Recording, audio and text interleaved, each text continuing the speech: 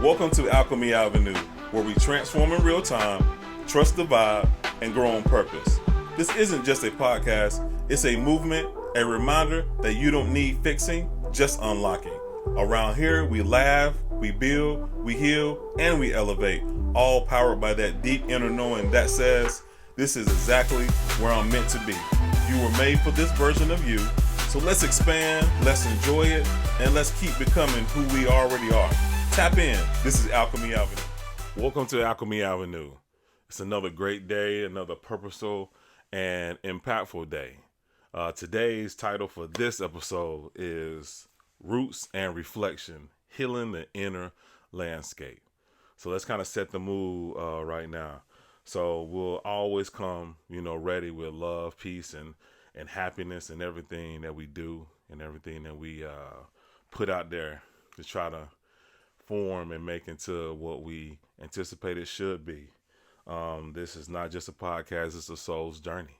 So let's journey in impactful ways and allow us to expand in ways that we never thought we could in a safe and empowering place.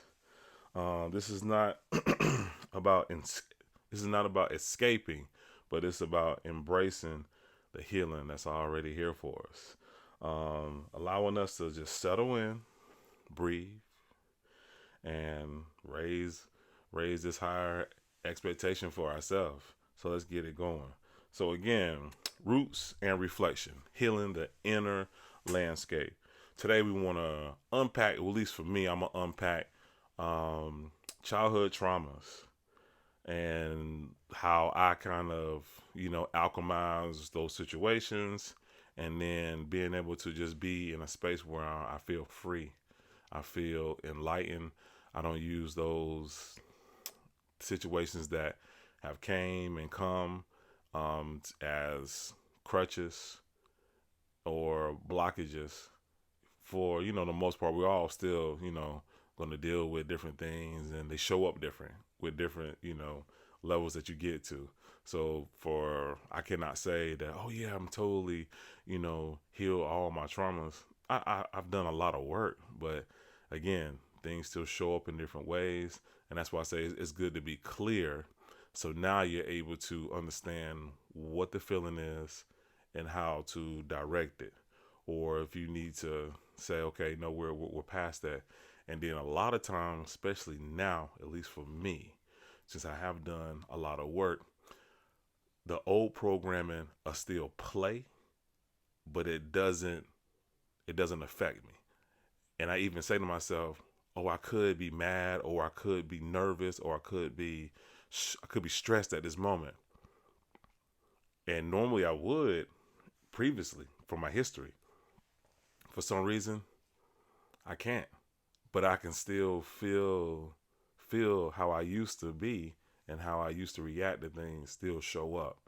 And to me, that's another level of just growth and expansion. Again, you see things from a higher vantage point, and then you choose how to react. Or in my case, sometimes I can't even react the way I used to. Like, it doesn't even feel right, even if I wanted to. If I wanted to say something, or if I wanted to do, something that I used to do that I know wasn't helpful. So let's just unpack, some of those things, and allowing us the space to, be free in everything that we do, say, and think. So we got to understand that we have inner light. We got to understand that. We got to understand that our light, we have to show it, and it's only when you're comfortable. You can't. I'm not going to be the people that say, yeah, you got to shine bright on all, your haters and all that stuff. I mean, sure. I'm more of whenever you're ready, shine. Whenever you're ready, shine. So childhood trauma doesn't define you, but understanding it frees you.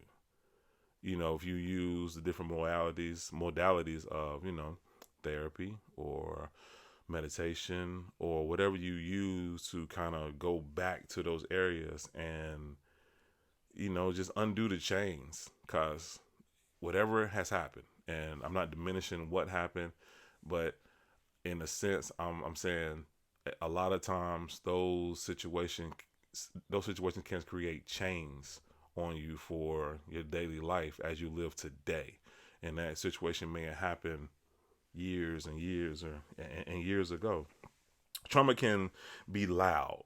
So I'm not even gonna go into the different, like ways that we've been traumatized, but sometimes it's very loud or sometimes it's super, super subtle.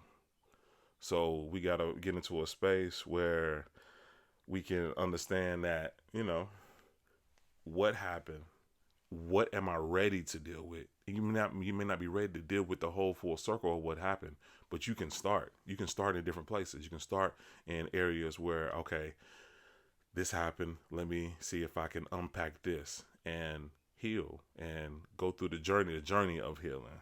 Many adults carry trauma in the form of people pleasing, perfectionism, avoidance, or control.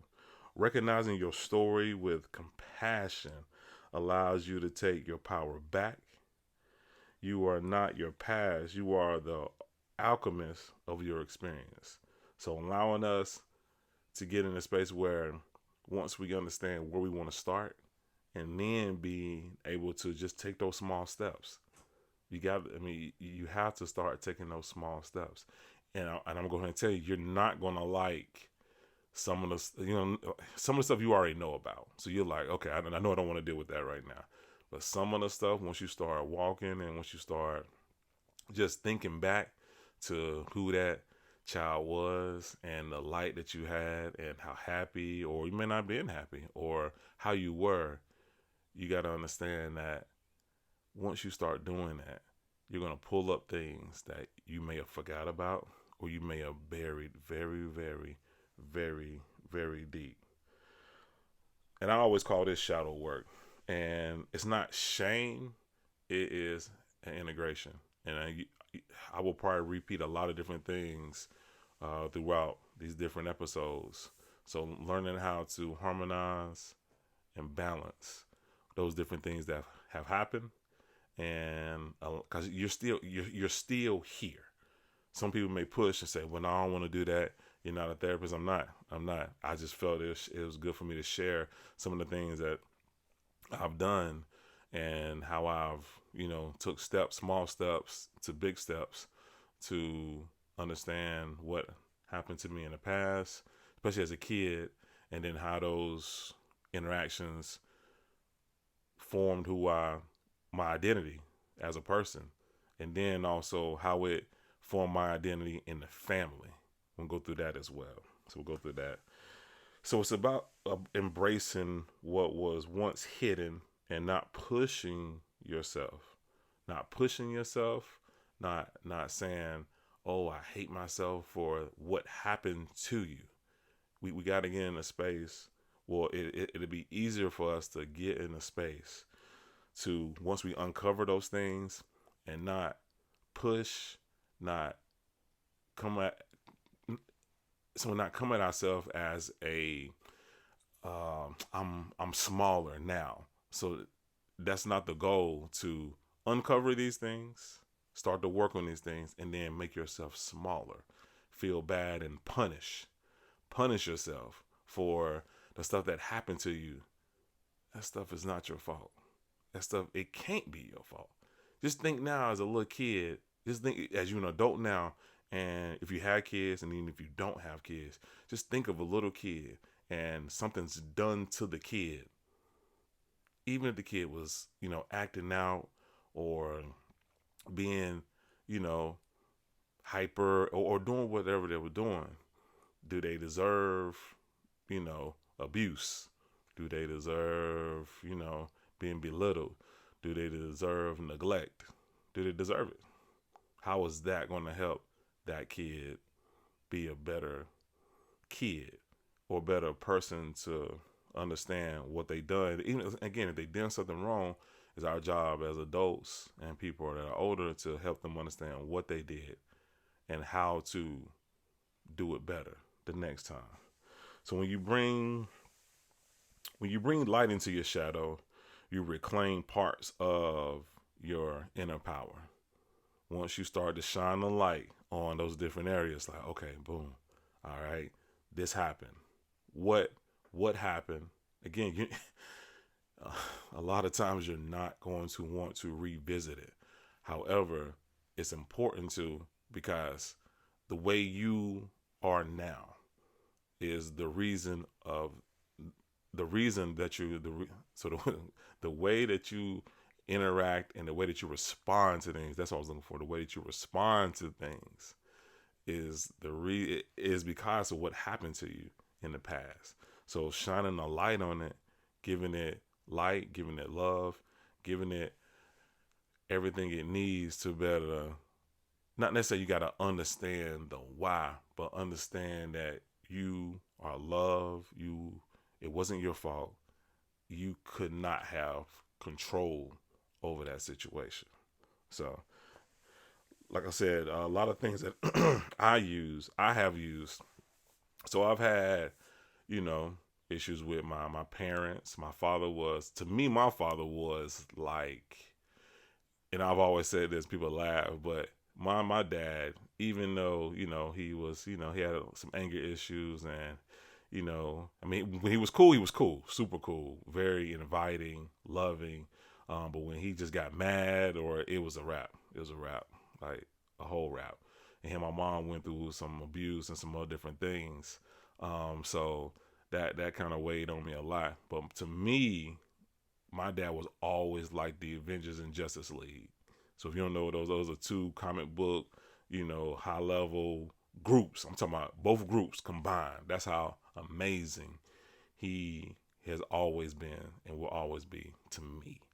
Even though he had his flaws and he had his different things, I still, even this is before my spiritual journey or anything, I've always held him in high regard. He was in and out of life. He passed in '07 due to some different things that was going on.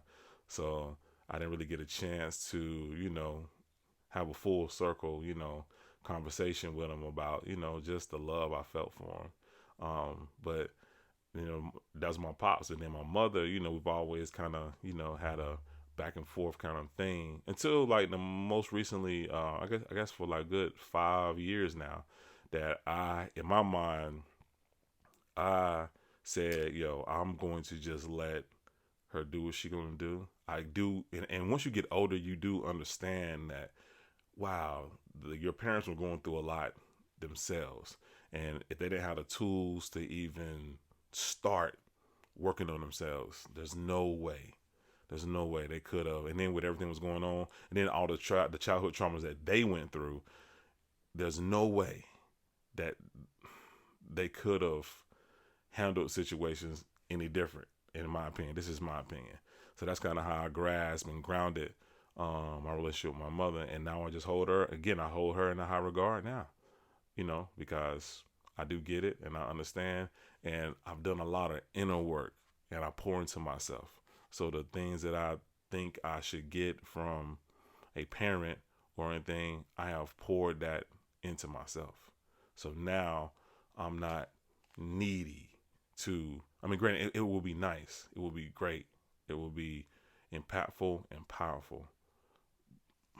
And it may not even make sense what I'm saying, but I am now that for myself in a lot of areas of my life. So I don't even, if something happens where someone want to celebrate me or do anything, cool. I'm going to celebrate myself. And I try to do that daily.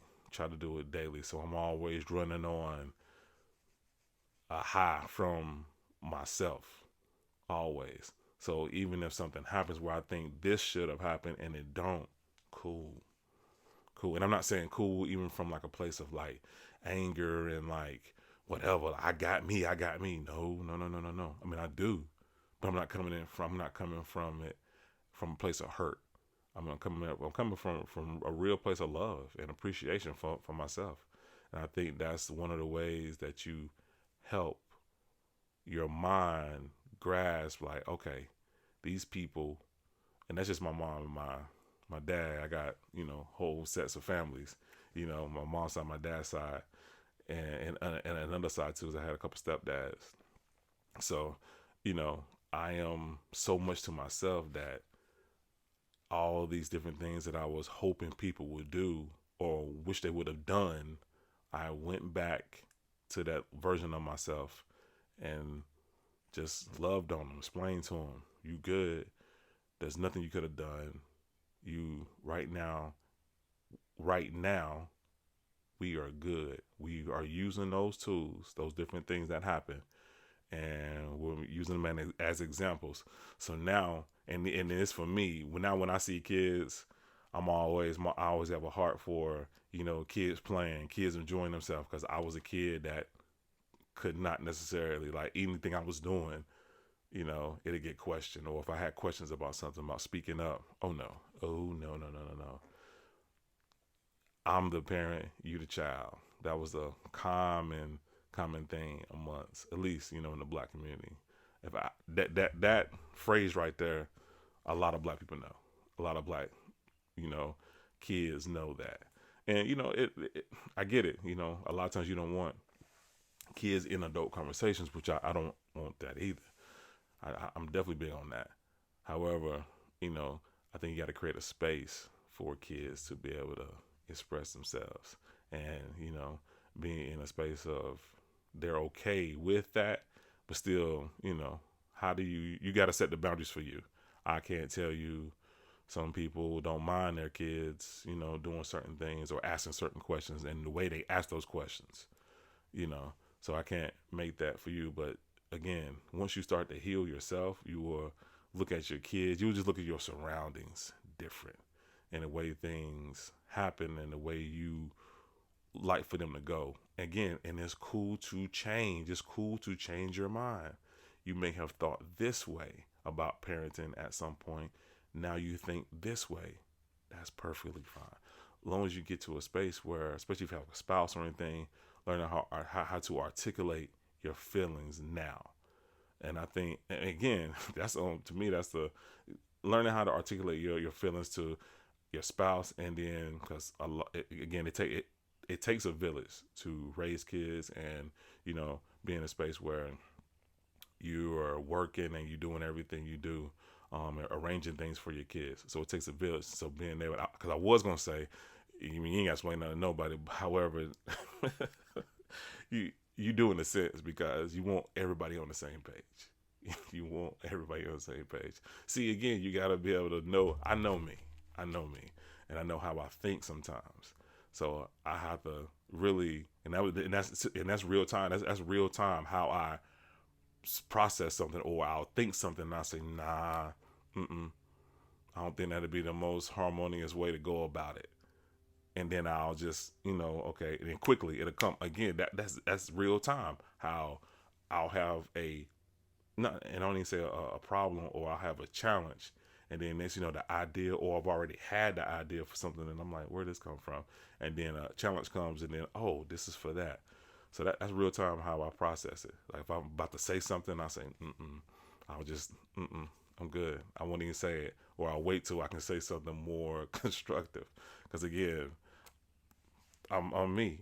I'm me, and my mouth real slick at times. So just understanding who you are at this moment, and then being able to, once you start doing shadow work, doing shadow work is really transformative, because you actually get to be, finally, once you start to say, okay, I do want to do shadow work. Once you start doing your shadow work, you actually get to become who you want to be. And it's so amazing, and it's so freeing, because, okay, you are, once you start, you get to know who you are at the now moment, whenever you start, wherever you are in the now. So that now moment you start, and then you get to unpack some of the traumas. Okay, what things can I take from that to just incorporate in my daily life? And then now you're looking, okay, who do I really want to be? And then that's your fully authentic self, whatever that is for you. Once you start being that, once you start walking in that right there, like, you are actually creating who you want to be, a whole new persona, but not just a new persona, the real persona of who you are. It's magical. I'm telling you, once you be able to go and walk around being you, if you silly, if you, whatever you are, you can be that and you don't even hold no resistance to being that. I'm telling you, once you start doing this work, it feels amazing to do that.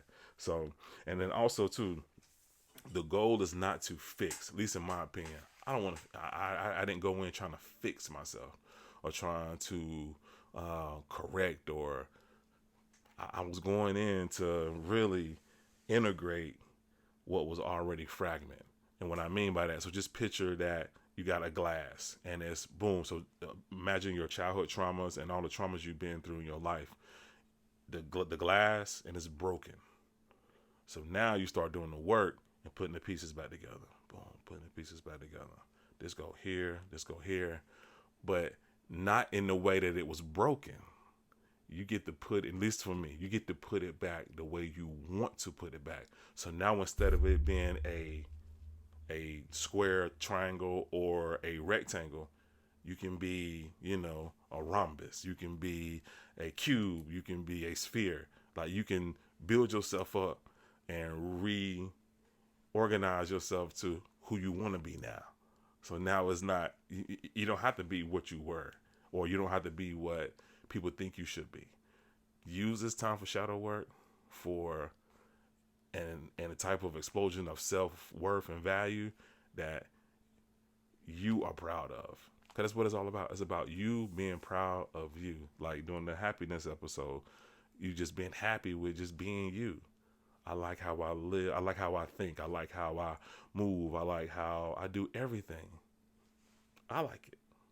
That's all that, to me, that's all that matters. Especially when you're not evil. You're not, in a space where, you are hard to deal with and that kind of thing. And then when I say these things, people think, oh, you just want people to run over you. No. No, no, no, no, no. You still in a space where, again, to me, to me, when you start doing this work, you start to care about yourself and you have rebuilt yourself and now you roll with your full authentic self, one, less things happen that trigger you to be in a space where you got to protect yourself. And two, when you need to do it, oh, you don't even hesitate. Like you don't hesitate. And you may not have to go off, but you may have to put somebody in a place that they need to be because you don't play about you. Some people think that you want to, no, I don't want nobody to run over me. And I said this one time and somebody looked at me and said, that makes a lot of sense. I don't mind being used, but don't misuse me. No. I don't mind being used, but I'm not going to let you misuse me. That's what it is. I'm not going to let you misuse me. I had to change that because if I say I'm not going to let you, like, I'm not going to be misused, that gives too much power away. No. I'm not going to let you misuse me. So that's why I kind of changed that up. Because I don't mind being helpful. I don't mind looking out for people. I don't mind doing whatever I can do. But you're not going to misuse me. So that's kind of what my sentiment. And then also, so let's transition to parenting. So we was at a barbershop. It was like a while ago. And one of the guys was talking about some different things. And he was just asking like some advice on what, as a father and everything, what could he do to just be a better father and all that stuff. And everybody was saying that their things. And it was really good. He had some good guys in the shop that was offering some really good advice. And what I told him was that, man, start to do your shadow work and heal the parts of you that need to be healed. And he looked at me kind of funny. I was like, yeah, because you don't want to parent from trauma. Because parenting from trauma, it causes you to almost be, I'm not gonna say bipolar because I don't want to use that term, but you're a lot of up and down, as far as how you treat your kids and just how you're happy, now you're sad, you're happy and you're sad, or you're good and then you're not good. It's just you go from those extremes so quick. And for people that's on the other side of that, they're looking like, yo, are you okay? even when you are happy, they look at you funny, like, how long is this going to last? So being able to understand as parents the value of doing shadow work, healing traumas from our childhood, and even from adulthood as well. So parenting is an extension of how we've healed or avoided our own childhood traumas. So it is really an extension of that, because if you are working on yourself, then you'll see the benefits of that. And if you avoided some things or a lot of things and you don't deal with those, then they start to show up. And that's with anything, but parenting more specifically, because now you are influencing another individual, a younger individual. You're actually shaping their world. Because I think from the years from like 1 to 7, that's when they kids, or us as humans, create our identity, because what we've been, you know, so what we've seen and what we have experienced at those ages. Your children don't need a perfect parent. They need a present one. Always remember that. You don't never have to be perfect. You just need to be present. Always, be in a space of just openness with your kids. Like me, I ask them, sometimes my kids, my 2 daughters, I ask them, I say, was there anything I need to apologize for, or anything I done or said that you just really didn't understand? And they'll tell me sometimes, because my girls are the silliest girls in the world. They'll say some of the wildest and random things, but I don't even say nothing. I just let them talk. Even if it's the craziest, to me, maybe the craziest thing, I still just let them talk. I won't even interrupt. I just let them say what they're going to say. And then I'll just, if I need to expound to make it make sense of why I did what I did, I will. Most of the time, I just say, well, look, I apologize that made you feel that way. I make sure I come at it the next time, a different way, because be honest with you, how they feel about their experience matters to me. It matters to me a lot. It matters to me a lot. Like I said, I don't need to be perfect. I just need to be present. Because and then especially if I can see shifts in them, that okay, boom, she not as, because I'm saying my girls are real silly, so I know when they're sick, when they're really really sick, they're not doing anything. They're not jumping around, hollering, dancing, doing all that stuff. Then they got sometimes even if they got a fever, they still can be jumping around. So I know they're sick, but they still, they're still not feeling good. But I know when they're down or they're sad or something, I always ask, you good? You need to talk about something? They always look at me funny. Because, girl, I'm trying to see what's up with you. I'm trying to make sure you good. It's my job and responsibility to notice the small shifts in you. It's my responsibility to see that. And then I can be in a space where I can help you work through it, or you need to talk. Then we're gonna have to have a conversation then. So emotional intelligence starts at home. Listening, validating, and guiding with love. That's a really good core values to have. Again, if we start understanding being a listening parent, like I just described that, just listening and listen. So listening, of course, with what they're saying, and then also being able to be in a space where you notice, like I just described, like you notice different things about them. Why are they doing that? And even if you don't know how to approach it, just get into a space where you understand, okay, how should I approach this? I think they feel this way. And because your feelings aren't wrong.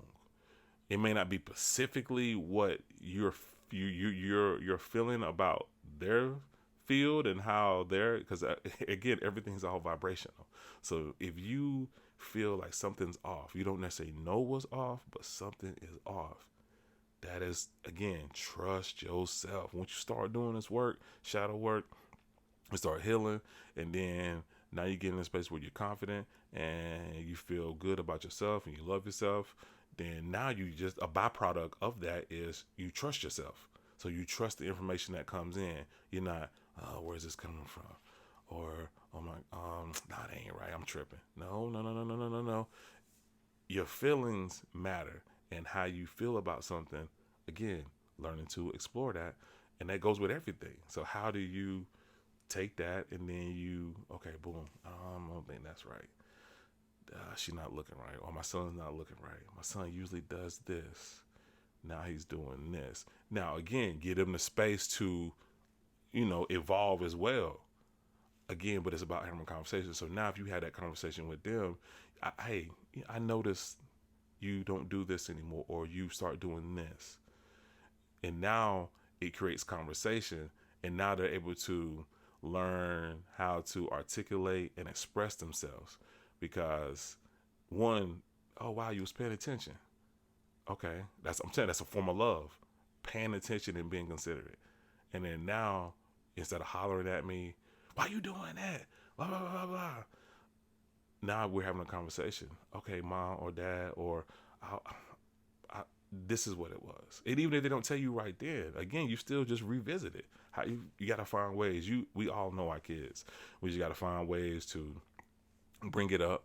Find ways to, hey, if you want to write me a letter about it, because I'm concerned, not in that I'm just worrying, but I love you so much that when I see things that not necessarily are changing, I want to understand why, because I care about your growth and development, or however you want to articulate it. Again, it's about being present and not perfect. Discipline is most powerful when rooted in connection, not control. Yep. Because, man, my girls, I'm trying my best to, because I don't want to be the rah-rah and always hollering. I'm good on that. I want to be able to be calm, collective. Now, sometimes I do have to elevate because, my girls, again, they do the most sometimes, and you just got to tell them, like, yo, y'all chill. They do the most random and stuff. Like why are you sticking, your drink out the window while I'm driving? Because if it falls, what you going to do? You're going to be mad. Or why are you pouring the drink out? You wanted it. Now you're pouring it out. Like, it's just, again, random acts of just silliness. So again, you gotta, and then just staying on top of schoolwork, and being on top of if they play sports, if they my daughter, both of them do dance, so being on top of your dance, and then they both do theater. My oldest is more, she does a lot of theater as well. So being able to just create a space of, if this is the thing you want to do, then let's stay disciplined. Let's stay on top of those things. So not in a space of just control, and which again, some people think that's the best thing for your kids. If that's what you think and that works for you, do it. Do it if that works. If it's not working, and if it's not working, if your kids can't even say nothing to you, or they can't feel loved, or they can't be in a space where they are communicative about the different things, then you may want to revisit. But again, once you get to a better version of you in each stage, because you're gonna go through stages. Once you start doing your work from the childhood traumas and everything, then you'll understand how to move. And again, it's okay to change your style. It's okay. Sometimes we get locked in and well, my grandma did it like this, or my mom did it like this. My father, they did it like this. You don't have to do it that way. Again, I've said this in other episodes. We are not living, or we're not raising our kids in the same world that we were raised in. We are not even close. Not even close. So we got to understand we're not shaping our children, we're reshaping their legacy. So we're not reshaping them, because our kids come in already. These kids that we coming in the last 10 to 15 years already come in with a different way about them, just a different way. And a lot of parents understand what I'm talking about when I say that. The kids come in, they're coming in a different way about them. So we just gotta be in a space where we help them reshape, how they move and how they operate through life.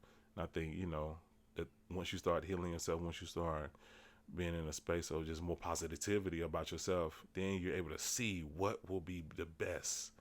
Because I can't say what I do with my girls, or it's the end all be all. And some people have that. No, it's not. Granted, you can use certain tools that they have out there to create, maybe a foundation. But then every even kids in your own house are different. Same house, but you got two different or however many kids you got. Those are each individual people, so you have to treat them different in a sense. You have to, because they're not the same. They are definitely not the same. So I read this book and I forgot to get it. It was called. It's. I mean, it was called "My Sister Is a Serial Killer." Fun. I mean, it was a really good book, and man, it was. Some people like to read for seriousness. I like to read stuff that can just that has a really good story and a good flow. But it made me think of, because the younger sister was the one that was a serial killer, but the older sister was the one that always cleaned up her situations. Always helped her, dispose of the body, clean up the mess, because she, worked at the hospital. She's like a doctor or something. And this is a family from Nigeria. That's what it was. So it was a real good story. But this next topic, the next flow I want to get into is that family dynamics, releasing the roles. So I brought that book up because, and this is before I even start doing this. I always thought, man, it is so funny that as an adult, these two girls are still in their same roles as they were as children. And it just made me think about that. Like, a lot of times that we are whatever we are or whatever we were as kids, our families and other people in our family unit still see us as that. And a lot of times we still play those roles. And again, that's why I always say, and I keep saying, it's okay to evolve and not be who people want you to be. If you're done changed and start, doing things different, be that person and be okay with that. Family roles: the fixer, the golden child, the scapegoat, the silent one. And learn. So with those different, and there's many more, many more. Got the extrovert, the introvert, the person that, that's always been good in school or always been good at athletics, and what that means for the family, and just all the different roles. So the family roles are learned in survival patterns a lot of times. So now because I gotta prove myself, I have to be this to show my worth and my value. We're allowed to outgrow those roles that we were assigned in our family. That's it. We are cool to expand and be more. When you start being more for yourself, then depending on your role in the family, it may not even fit no more. Like, you may not even be who that person was anymore at all. Or that role may have fit you so well that now you alchemize and you just do better, or you coming from a different space or a different angle, and now that role, you actually do that role way better, and you doing that role in a more harmonious and balanced way. Boundaries are not rejection. They're an act of self-care. And I think that's very, very, very important, because once you start doing this work, people are going to expect you to be who you always been to them, and you may not want to be that no more. And that's okay.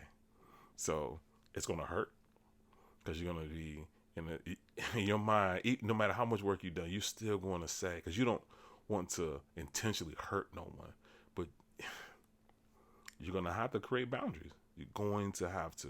It's going to hurt some people. People are going to get mad, and people are going to, maybe say whatever they're going to say. And then, depending on what kind of family you got, if it's a big family, large family, little cliques may get together and say, oh, they think they doing something. Oh, they don't want to help now. Or they can't give me no money now. Or whatever it is. Again, you're going to have to be and that's why you have to build yourself up, because you're going to receive situations, or you're going to run into situations where you're going to get hate, you're going to get things that you wouldn't think you would get from the people that may be closest to you and you love the most once you start changing. I just wanted to say that. I took my time to say that because it's real. Once you start growing and evolving, you're gonna get some interesting comments from people that you know they love you, but you're thinking, why would they say that? Why would they act like that? I mean, I'm taking care of myself. Isn't that what they would want? Again, once you start doing this work, you are going to be a mirror for people who are not doing the work. And that's just as blunt and as straightforward I can be about it. You're going to be a mirror, because they're going to see, or they're going to know situations about you that may be going on, and how you not even flinching, you still smiling, you still, moving like, because everything's going to be okay anyway, but you're moving like that, even in the midst of whatever going on. And they may know some details about it, and you still walking and, walking tall, being confident. That, to people that aren't on a path of growth, that don't even make sense. You should break down. I mean, nah, why would I break down? For what? You do what you feel you need to do. I don't need to do that. I don't need to break down. Everything always works out for me. At the highest good. I'm always covering. I'm always grounded. I'm always protected. So I'm just happy you here with me, because if I'm protecting you with me, then you good. Not saying it to be arrogant, but again, you have to have that type of thought about yourself, because you're going to receive lots of different emotions from people, and it's going to be the people that you love the most that are going to have these reactions to you. You're going to have to understand how to navigate that and not go back into a shell and dim your light. You're not being arrogant. You're not being super boisterous, or you're not being, in a place where you're trying to make them less. But I can't make myself less to make you more. I don't do it no more. Don't. It's going. I'm seriously not playing. It is going to be a struggle at first, and it's going to be a struggle continuously, because the different levels you go, you're going to be in a space where people are going to see, and then next thing you know, it's going to be years down the line, and they're going to be like, wow. They're going to say to themselves, wow. They're probably not going to tell you, and they're going to be like, wow. They really are different, and they're really doing the things that they've been wanting to do. It's powerful. It's super powerful. Because even when I'm doing this podcast now, and I let some people know, some funny interactions have happened. Some funny ones. Funny. I'll go into it one day. But it's just, again, it's funny. It's funny from at least 5 different people. They kind of said the same thing, and I was like, okay. So it's very interesting once you start growing, developing, and just, loving on yourself, the type of reactions you get from other people. So you can love family from a distance when necessary. That's what you got to do. I mean, again, some people you may not have a problem doing that with. I'll be honest with you. Some people you be like, I'm glad they don't call me like they used to. I'm glad. And then some you're going to have to, again, that's just a subsection of boundaries. Healing family ties begins with shifting your internal relationship to those roles. Whatever you need to do to shift, if you've always been the silent one, and now you want to be more, outspoken, and now you want to be more talkative, be that. If you've always been a person that, was just good at academics and, and always been somebody that made really good decisions, continue to be that. Now you're coming from, a different space of just harmony and balance. And the way that you're going to better move now is going to be more clear. even than before. So understand that it all works out for you. It all works out. So just being comfortable enough to know where you're at and then know where you want to go. So reflecting on our inner alignment, relationships mirror your inner world. What you believe you deserve, you attract. Again, that's why I was saying being so high on just your expectation of how things work out. Because once you start having that expectation just mirrors back out to how your reality looks. You know, you're gonna go through whatever it is. How are you gonna go through it? You know, you're gonna be sad and sulky. And not saying that, and I'm not saying it's not cool to have emotions, because again, I've had 4 deaths, uh, since January this year, and yeah, I was sad. I was really sad, but not even but I was sad, and I just sat with it though. I sat with it and just dealt with the sadness of them not being, because everybody believes it's different. I already know I can connect with them. I know I can connect with them always, but not being here in this physical realm is definitely. I'm human. What am I supposed to do? I'm a human, so I got to deal with the emotions. The feelings came up, so why not? Process them, and deal with them, and be in a space where I'm good. I'm good with it. I can just, however that looks like for you. You may process stuff different. You may have to do, whatever you need to do. I know I don't want to say one thing is better than the other. Well, yes, it is. So, drinking, smoking, and doing that stuff until you pass out, I don't think that's the best thing to do. Something like that. However, just understanding soberly your emotions about what's going on with the passing or whatever you're dealing with, that just helps. It just helps you walk more confident because you create tools for yourself. My tools look different than your tools. We may use the same tool for certain things, but ultimately it is going to be different. Healthy love thrives on truth, freedom, and trust, not dependency.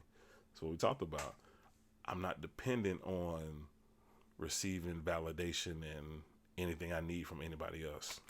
It's all here. My truth, my freedom.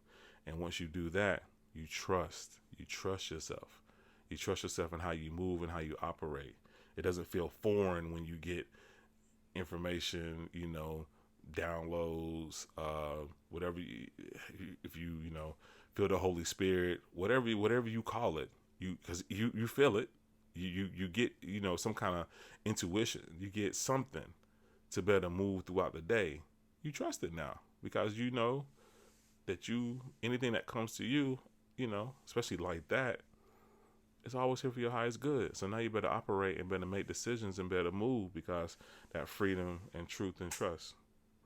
Vulnerability deepens connections. Avoidance delays transformation. Vulnerability deepens connection. You got to be vulnerable with yourself. Again, if you use meditation, if you use therapy, you got to be vulnerable. You have to, because you can't.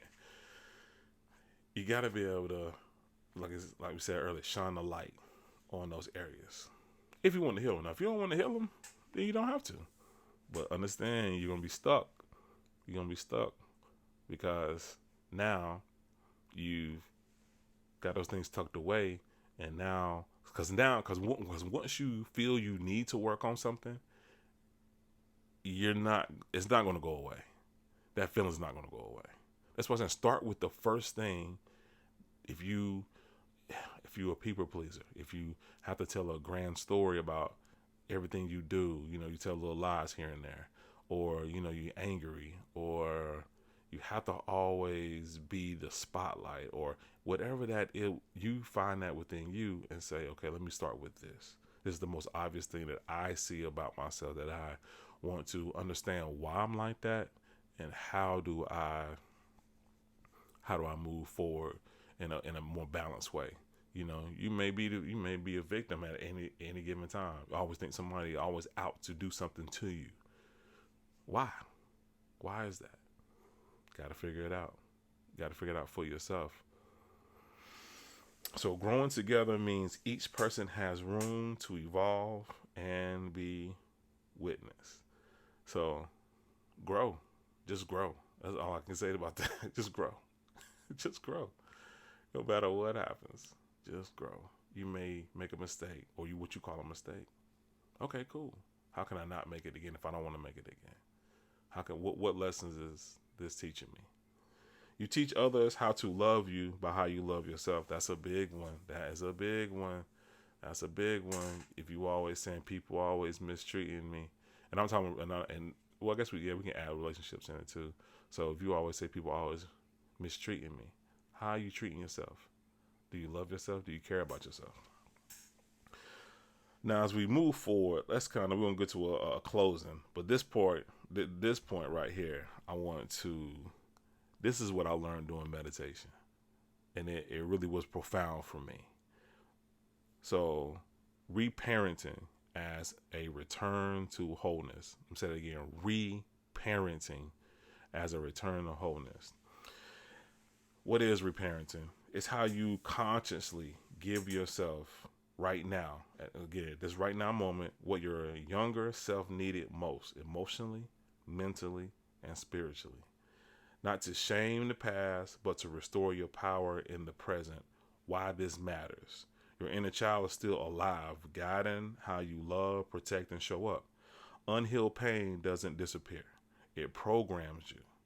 But through reparenting, you shift from reacting out of wounds to responding from wisdom. So this is, to me, the how. And you don't have to call it reparenting. You can call it whatever you want to call it, but get into a space where you going back to those areas. And this is with each scenario. So if you find this situation happen, okay, how do I reparent, or whatever you want to call it? How do I reparent that situation? Okay, well, let me sit with it. Let me cry. Let me write a letter to my parents and burn it. You don't have to give it to them. Write a letter, release letter. Write a letter. And you can do this to your parents, family member, or you can do it for everybody. I'm writing release letter to everybody. Putting their names down. Say what you want to say, how you want to say it. Write it. I prefer, I would suggest write it, but if you want to type it, you can type it too, But you write it, type it, and then what you do is you burn it as a sign of just release. I'm giving the power that you had over me away. That's very impactful. That's what I did with the letter to my parents, my mom, my dad, and then also to anyone that I felt done me wrong or didn't handle me with care. That's what I did. It helped a lot. Practice that supported self-validation. I understand why I felt that way, and it's okay. That version of me matters. Compassionate dialogue. Speak gently to yourself. Be a voice you needed back then. So go back and just understand that, give yourself the power. Give yourself the power. Inner safety. Show yourself it's safe now. Safe to feel, safe to express, safe to be. It's just safe to be. New structure. Build boundaries, rhythms, and habits that support your higher self, not your former survival mode self. So build habits and different things that help you support your higher self that you are becoming and that you are. You're not supporting that person that was in survival mode anymore. Joy and play. Give yourself permission to laugh. Just be happy about life. Dance, explore. Let your inner child live, not just survive. Go skating. We can go to the trampoline park. If you got kids, if you don't have kids, go take your nieces, your nephews, or some kids that you can take, and go to the trampoline park.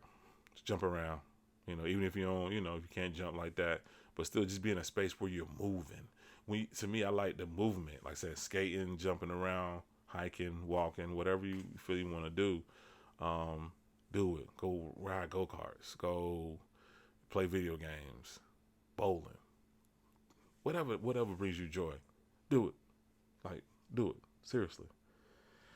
So Energetic shift. This isn't just healing, it's frequency.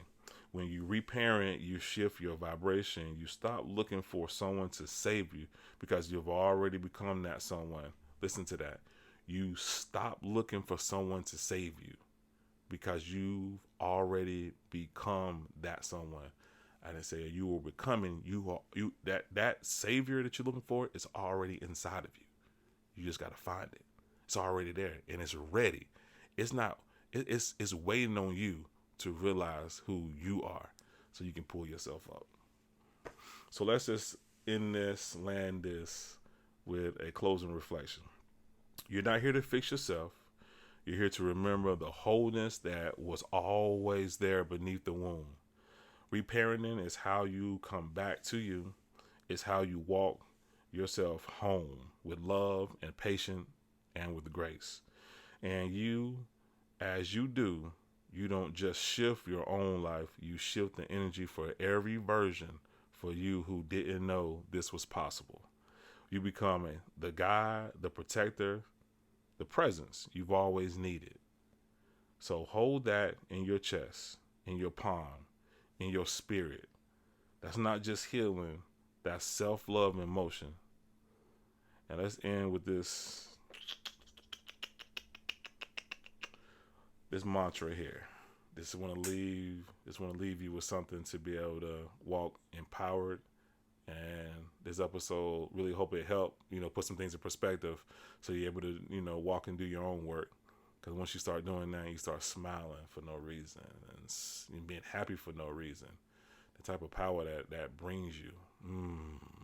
Be ready. Be ready for things to start falling in place. Be ready for unexpected. I say unexpected now, because if you haven't started to work, it'll feel unexpected. But now I just expect it. When stuff happened out of the old nowhere, it was supposed to happen. I'm happy and I stand in gratitude, but it just gotta happen. It has to happen. Walk in truth, rest in joy, and rise in power. That's always been yours. So again, walk in truth, rest in joy, and rise in the power that's always been yours. Appreciate y'all, holding it down with me for another great episode. Love yourself, love your life. Be powerful, be confident. Ashe.